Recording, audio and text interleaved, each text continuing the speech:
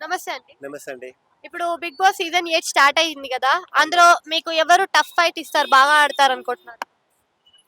అది చెప్పాలంటే బాగా కామెడీ ఏంటంటే మొత్తం సీరియస్‌గా మాట్లాడేదొకటి. కొంచెం కాలు కొంచెం ఓవర్ ర్యాప్‌లా ఉన్నదని అంతే. ఇక 'నాగార్జున' గారు వల్ల మాత్రము సార్ గారు మాత్రం అది ఇవ్వచ్చేవాళ్ళు అంతే. అంతే.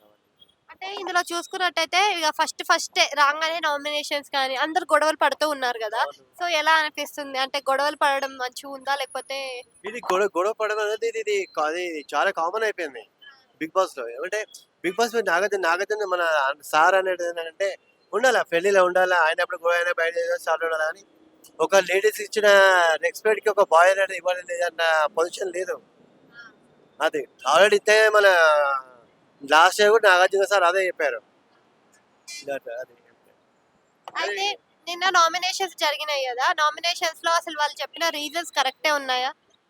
నామినేషన్ కార్డ్ అంటే ఇక అది 100% 50% అబోవ్ అంతే. సో, కరెక్ట్ కాదంటారా మరి? అది యాక్చువల్‌గా అయితే కరెక్ట్ కాదది.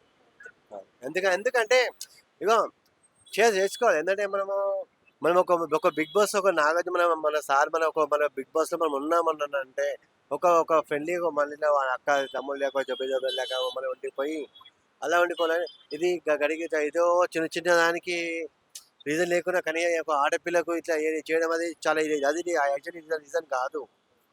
ఆ!